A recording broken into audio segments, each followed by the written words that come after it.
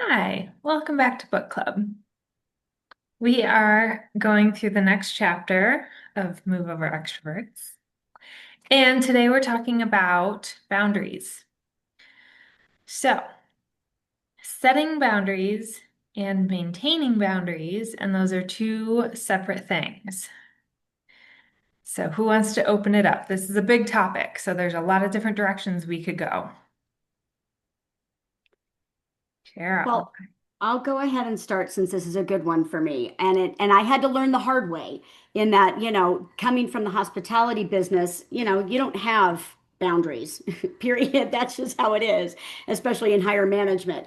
And so I've had to learn in my 5 years in this business to really set those.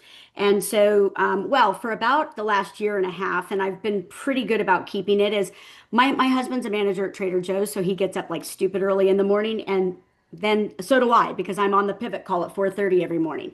And so I just tell my clients, my phone goes off at 7 o'clock at night, and there's no real emergencies at that time anyway. We can't call a lender, we can't do anything. So I will get back with you first thing in the morning. And I have that's something I do in my buyer consultations and in my listing consultations so that they're clear. And it's really, really helped. And I've only had one client that's had an issue with it because anyway, and she's just not my people. And I just said, you know what? I totally understand. But, corresponding at 11 o'clock at night, which is what she wanted, was just not going to work for me. And I was like, there will be agents that'll be great for you, but I'm not it. So that's one thing that I've put in, and I'm super proud of myself because I'm not good at that. I'm usually a yes, now what's the question? And I've been good about keeping that. That's amazing. Round of applause for Cheryl. It Because took 3.5 years to do it, but there you go. still, though, that couldn't have been easy. Yeah. So I'm really, really proud of you for doing that. And thank you for sharing with us that you did that. That's amazing. And it also speaks to how full your pipeline is that you can afford to do that. That's another piece of Thank the you. puzzle. Because if that were your only lead, it Right. would be a lot harder. Yes. So that's great. I think 7 p.m. is a perfectly appropriate cutoff time. There are very few there's nothing that's actually an emergency. The only thing I could think of is if somebody is working late and they have to talk late. But there's workarounds, or they're not a good fit for an Right. agent who is working normal hours. So, like it's funny, especially after the pandemic, most of my buyers and even sellers are happy to meet and talk during the day. They're Mm-hmm. either working from home or they have a flexible schedule. Earlier this morning, I met my buyer who's closing in 2 weeks at the house with a painter at 11:30 on a Thursday. Like this notion of everyone works during the day is just not true anymore. So it's good for us. We have a lot more flexibility with people. Mm-hmm. Awesome. All right. Anyone else want to share either a success story or something you're struggling with around setting or maintaining boundaries or communicating them? And it can be either in business or in your personal life too, because that's a whole other piece of the puzzle. Hi, Paul. Welcome. Yes, we are talking boundaries. Anyone else want to share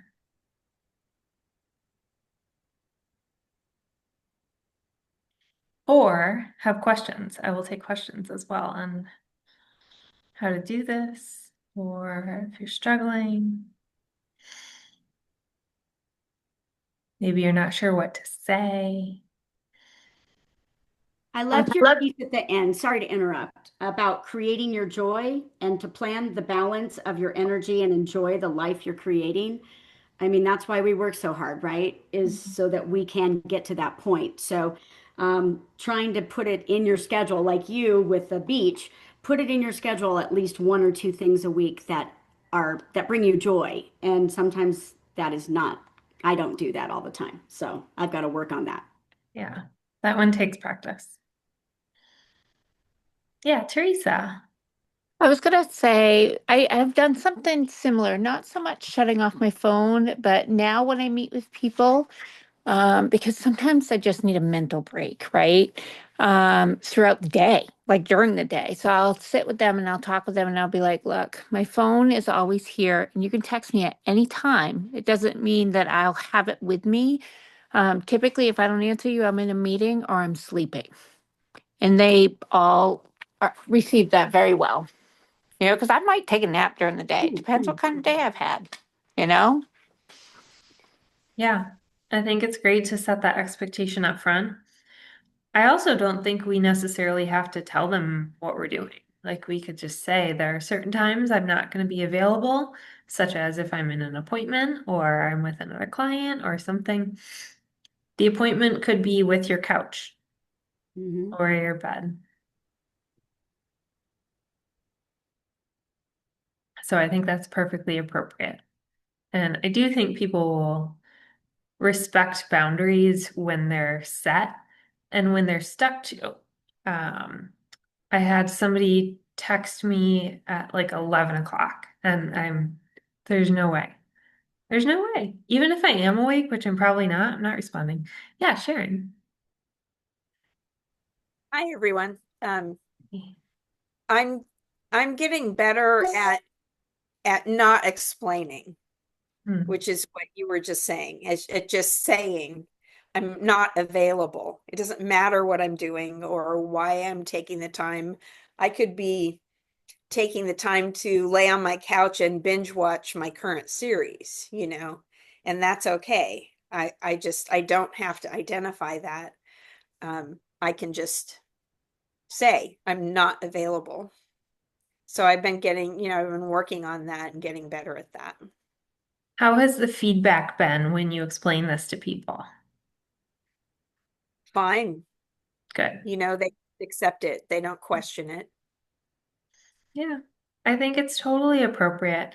You know, the only way it could go too far is if you go on vacation, not you, but any of us, if we were to go on vacation for a week and not set up coverage, then that's not serving our clients. But if it's a few hours or a day, as long as they know in advance and they know what to expect, it's gonna be fine.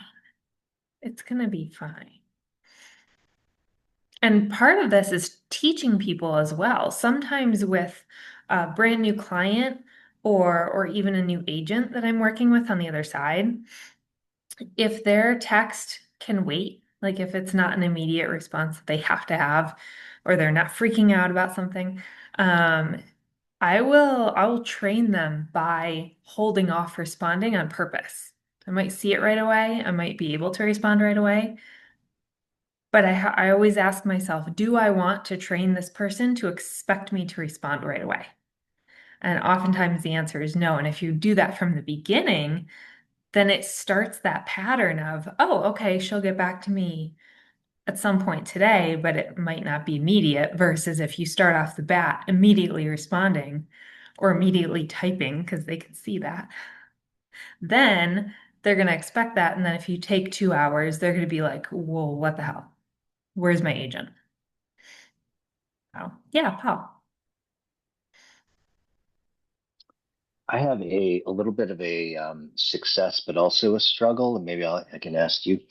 So one thing I think that I'm doing a little bit better at is scheduling. Like if a client calls and if I'm not available, then I just can't take it. But perhaps I can text and say, "Hey, I saw you called," and then set it up for a time that's going to work for me instead of trying to respond, you know, in the moment all the time.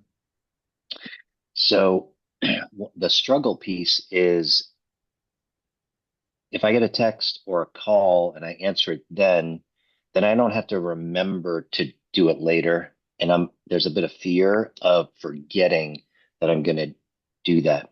So do you all have a good system, a usable system to remember that? Like I tend to kind of constantly scroll through my tech. Did I forget anything? Did I forget anything?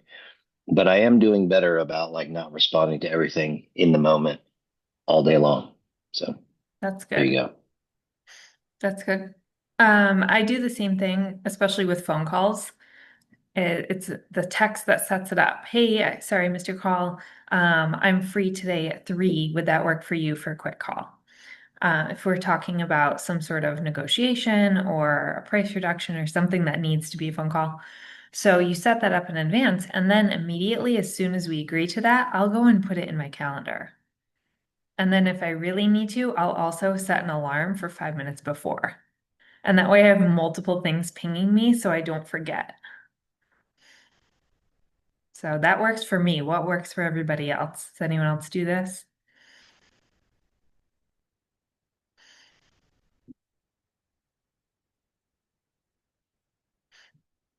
I think the alarm is especially critical if I'm in the middle of something else, or if I'm doing what all of us do, including what Sharon said, which is just on the couch binge watching. It's so easy to lose track of time. So that alarm, I had one for this call. I have an alarm because I was eating some lunch and watching 20 minutes of a show. So I had an alarm. Then I'm like, okay, time to get on the Zoom. But I also throw it in my calendar too to remind me, and also so I can go back and reference it later on. And I can see, oh, right, we had that conversation on this day. So lots of good resources for that. I don't know if this is an introvert thing or not, but I like scheduling phone calls when I can because it gives me time to prepare what I'm going to say and maybe even make some notes or do whatever research I need to do versus on the fly, like, or I'm driving or something. Good point. Thank you. What else? What else around boundaries? Where are we struggling? Where are we succeeding?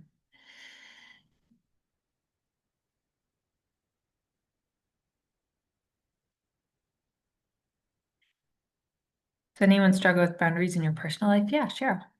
That's what I was going to share is one of the things that I've kind of been better about is I love, don't get me wrong, I love, love, love my daughter more than life. Of But course. sometimes when she calls, I'm like her vent zone when she's venting, which is fine. I'm glad I have it. But there are certain times where I've just had to tell her, hey, I don't have the bandwidth right now. I don't have the time. I'm dealing with this.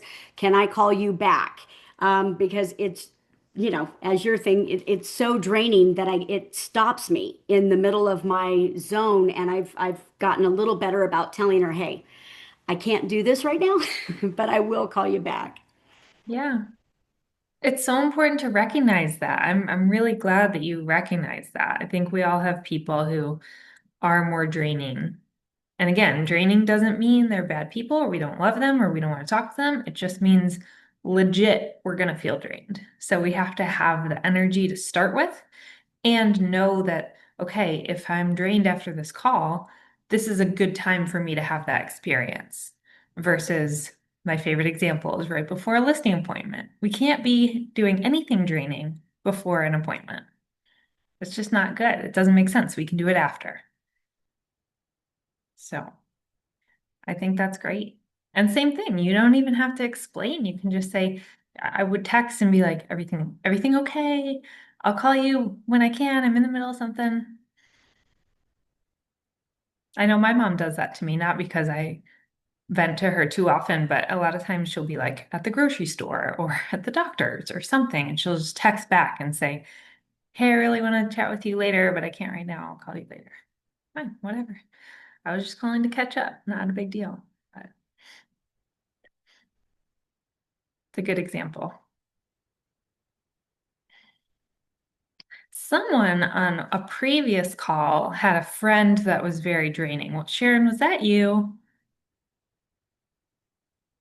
I can't remember. Somebody had a friend. Yes, that was me. Okay. How is that going with working with your friend?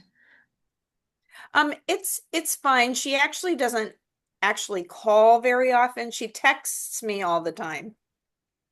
So and she sends me like YouTube videos, and some of them I can get, and some of them I get this little monkey guy that, for some reason it won't come up. Um, so sometimes I respond in shorthand, I just use a little react emoji.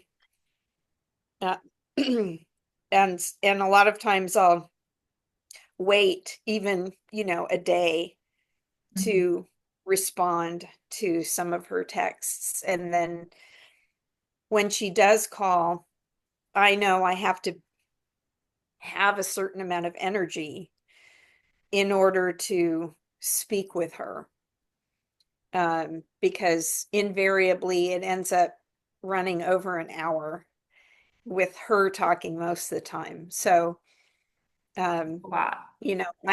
I've learned to identify when I can do it and when I can't, and I just don't pick up if I can't, if I don't have that bandwidth. Yeah. Good. That's great. It seems like all of this gets easier with time and practice. So that's a good Yeah, thing. I mean, she doesn't know I do any of this. Of course. Of course. I haven't. I think there was one time I actually mentioned, you do know that every time you call, we end up staying on the phone for over an hour. Um, but it didn't change her behavior at all. Yeah. But no, I love her. She's a good friend, and she's in California. I'm in Florida, so it's not like we see each other at all. But I just I have to set my own internal boundaries, I guess. Yeah, absolutely. And plan for it. I like emojis. That's a helpful tool if somebody's texting a lot. Just quick emoji, quick response. Awesome. What else?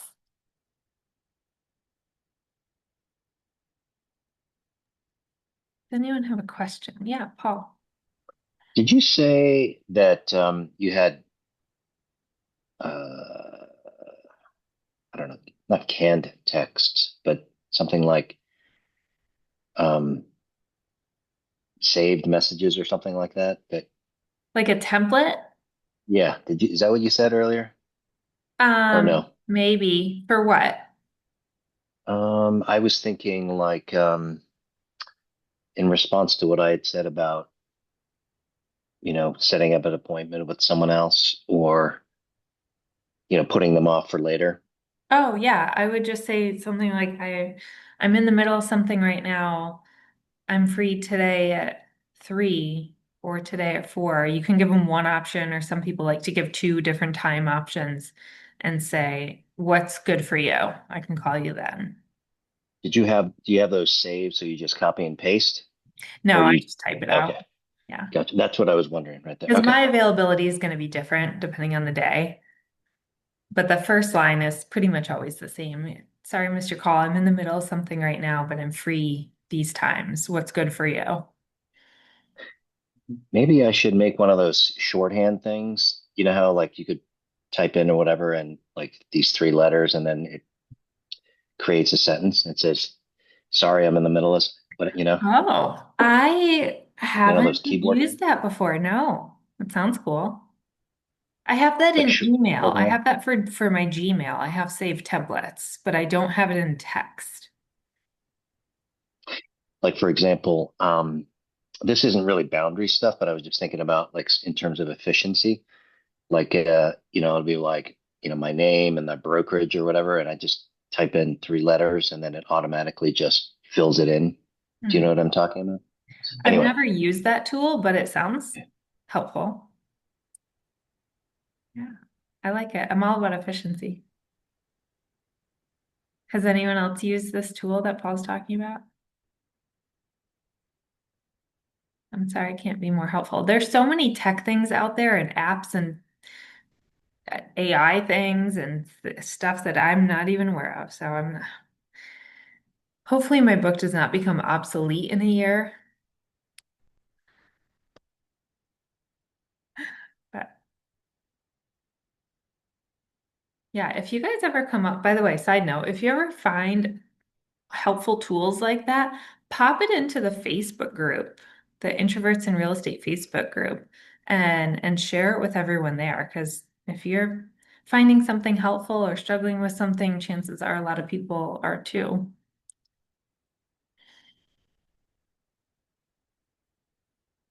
Awesome. I'm looking at my messages on my message settings on my iPhone. I'm not seeing any kind of a tool in there.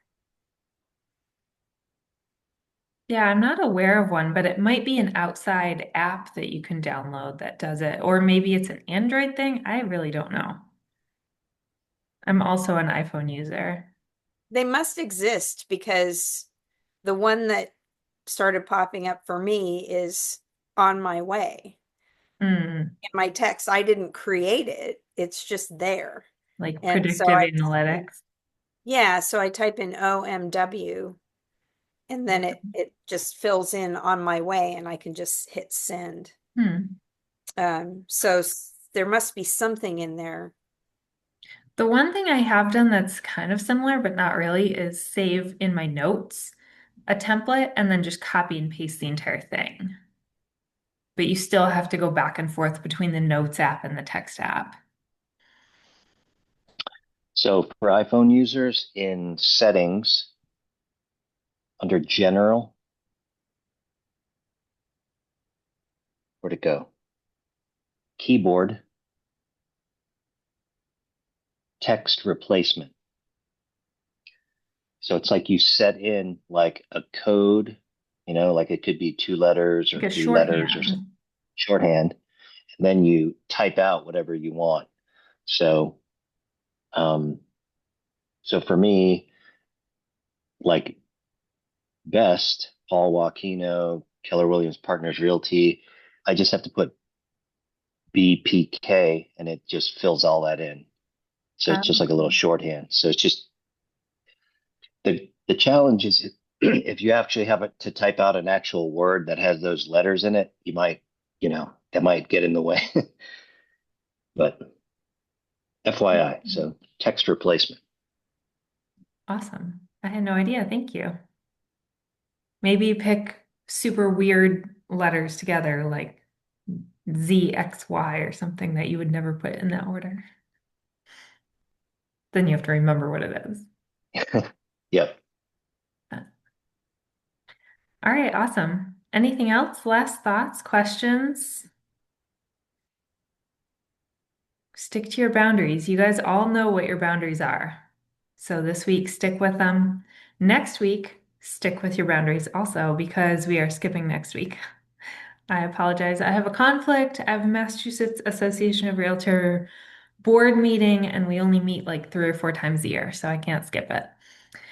So I will see you guys in 2 weeks. Unless you're in the Quiet Success Club, then I will see you today at 4 and next week at 4 and every week at 4. And if you want more info on that, reach out to me. So thank you all for being here. Good to see you. Thanks, guys. Have a wonderful week. You too. Bye bye. Bye.